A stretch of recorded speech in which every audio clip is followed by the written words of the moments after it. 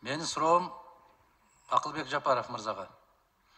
Кече маалымат кетти, Кыргыз министрлер кабинети Конституциянын 44-беренесин Конституциялык сотко кайрылыпсыңар. Пенсия, пособия, жөлөк пулдар боюнча. Эмне максатта кайрылдыңар ага? Ар бир өлкө өзүнүн мүмкүнчүлүгүнө жараса социалдык төлөмдөрдү төлөйт. Ошо боюнча разъяснение берүүнү сурандык Конституциялык соттон.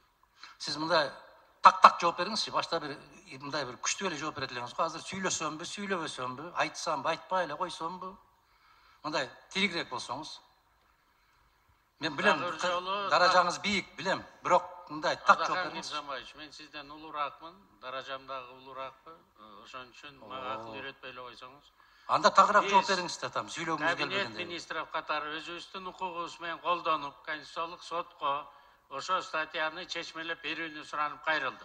Анын эмнесин түшүнбөй атасыңар силер? Биз колубуздан келген гана жардамды бере алабыз. Анда эмне үчүн Конституцияга жазып койдуңар?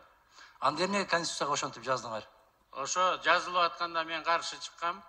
Бирок ошо эркинде формулировка болуп калды. Анда иштебеш керек да. Каршы чыккан позицияга иштебеш керек да. Мен пенсия төлөй албайм, мен пособия төлөй албайм, жөлөк пул төлөй албайм деп айтыш керек да. Адахан Кемсалмаевич, мен төлөй албайм. Кабинет министров төлөйт. Өзүнүн алына жараша, өзүнүн экономикасына жараша. Бүт дүйнө жүзү ошондой. Прожиточный минимум жыл сайын өзгөрүп турат. Туура. Корзина өзгөрүп турат жыл сайын. Туура. Аны кубалап жеткен Америка дагы жок. Япония дагы жок бүгүнкү күнү. Ошондуктан эгерде ошондо кызыгандуулук кылып, биз анда да 6-чагылыштын депутаттары ушул жерде алып атканбыз, ошо формулировкасын чыгарып атканда. Кыскача айтканда, референдумдан алгандан кийин так маалымат болуш үчүн биз өзүбүздүн укугубуз менен колдонуп, Конституциялык сотко кайрылдык. Конституциялык сотко кайрылуунун кажети жок. Ал жерде төлө деп турат, бүттү. Анын түшүнүштүн кажети жок. Төлөбөсөк өлөйлүбү эми? Төлөбөсөк өлүп калайлыбы?